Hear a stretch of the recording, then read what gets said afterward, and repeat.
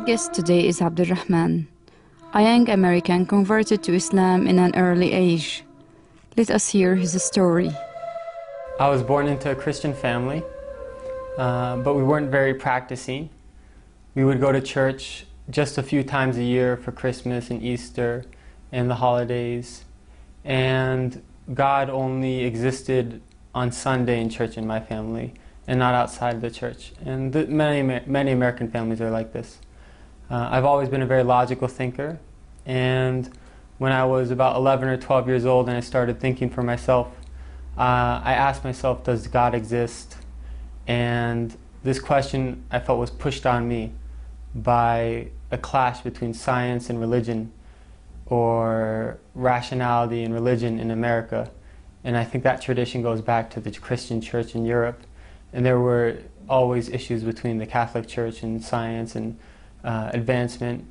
And when I compared what I saw in the Bible and what I knew of the Trinity and the other Christian beliefs compared to science and evolution and evidence, I leaned towards the side of science, and I chose not to believe in God.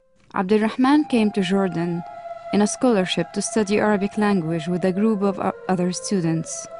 Among them is Jalal, who lives with Abdulrahman in the same apartment. My first exposure to Islam was when my friend in high school became Muslim. And he's also my neighbor, Michael Dan. And when Michael became Muslim, he changed a lot. Before Islam, he was doing a lot of things that were messing his life up, and he was really going down the wrong path. And he became Muslim, and when he was only 15, and he changed, and he left a lot of the things he was doing, he picked up a lot of good habits. And I asked him, what forced you to change? What made you change and become like this? And he explained that he's Muslim now. And at that time, this was before September 11th, people in America really didn't know a lot about Islam. And even today, they don't know a lot. And I asked him, what is Islam? Who are Muslims? And he explained to me about Muslims. And I was surprised that Islam is very close to Christianity and Judaism. And it made a lot of sense to me that there's one God and there's prophets and messengers, but none of the prophets have divinity. Rather, they're just sent by God and they're humans like us.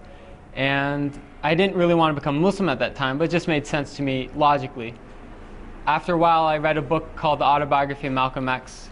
And in that book, I really appreciated the image that Malcolm X presented of Muslims, and I wanted to become Muslim after that, because I saw in Islam a solution to racism and a lot of other problems in America. But I didn't believe in God. However, I read a passage where Malcolm X said, if you take one step towards God, he takes two towards you.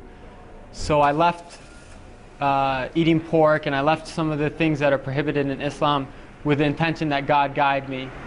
And I learned more and more about Islam, and I was surprised that the more I asked questions, the more answers I found, and the answers always made sense to me. And I read about the miracles of the Quran, scientific miracles of the Quran. And they're many. I got to know Abdulrahman through a program funded by the State Department called the Critical Language Scholarship, in which we spent 2 months studying in an Arabic country, and it happens to be Amman, Jordan this year. And so this is where I got to know Abdulrahman first. I actually first met him at an orientation that we had in Washington, D.C. Several things that I think are very special about Abdulrahman was that, number one, he converted to Islam, but he converted with a knowledge of Islam. He's not a convert that doesn't know anything about Islam. He's one that's serious about studying Arabic. He recites the Quran on a regular basis. I always see him reciting the Quran before class. Usually in his free time, he'll be reciting the Quran. He does it very serious about how he pronounces the words, how he speaks, how he engages with everyone else. One thing I did also notice is that a lot of students are very interested about learning about Islam. They're interested to know, and then to know about Islam, and Abdulrahman is able to engage in a lot of dialogue. And so obviously Islam is a very important issue, especially among American students, and Abdulrahman, more so than I'm seeing many people, even many Muslims in the States, he's openly willing to engage in conversation. He's open if someone has a question about.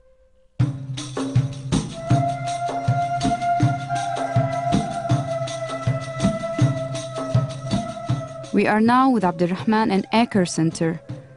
where he takes intensive courses in Arabic language.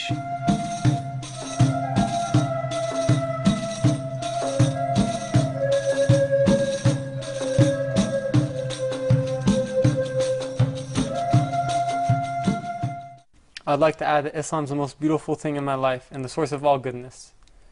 It's a message that every soul finds tranquility with, and a sense of purpose and fulfillment and true happiness.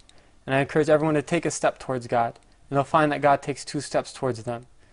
Because this is a light from Allah. In any way you look at the light, it comes out to be true.